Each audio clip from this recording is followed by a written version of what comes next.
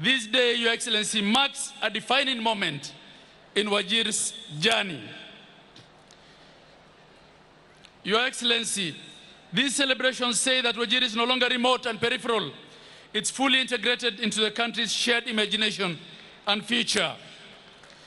Your Excellency, the people of Wajir and the wider region will for years to come look back to this day with pride and awe.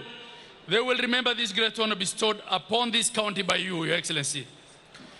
They will remember you as the president who did what was thought unthinkable, rotating the hosting of national holidays, and even more courageously deciding that northern Kenya, and of all places Wajir, for that matter, will host Madaraka Day.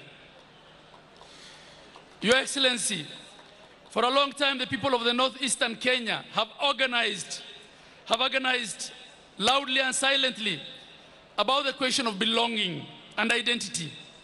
As a region, our post-independence history is often discussed through the lens of marginalization and judged by the images of drought, ravaged livestock when rains fails, security-related hardships, and state-led citizenship challenges, especially in obtaining identification cards and documents, and in old memories of exclusion.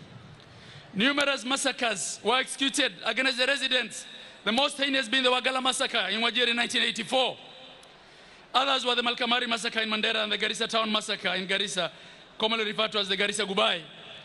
Since the second liberation and the introduction of multipartyism, followed by the promulgation of the 2010 Constitution and the inception of devolution, a lot has changed for the better.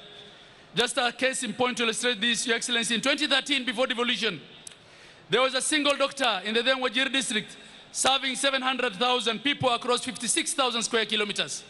Today, Wajir boasts of 76 medical officers, more than 1,100 healthcare professionals, 174 health facilities, modern theaters in all our sub-county hospitals, and fully fledged emergency and blood transfusion services at the Wajir Teaching and Referral Hospital. Today, Your Excellency, you will honor us by officially commissioning our level 5 referral hospital. But even with these changes, we still viewed as remote and peripheral. Your Excellency, northern Kenya did not sprout when you became president. Today, it's part of the conversation because you have clearly demonstrated by action that you're concerned about inclusion and about balanced development. It was therefore a great honor, Your Excellency, when you graciously acceded to our request to host 2026 Madaraka Day celebrations in Wajir County. Your Excellency, your proclamation of one Kenya, a Kenya for all, has further strengthened this journey.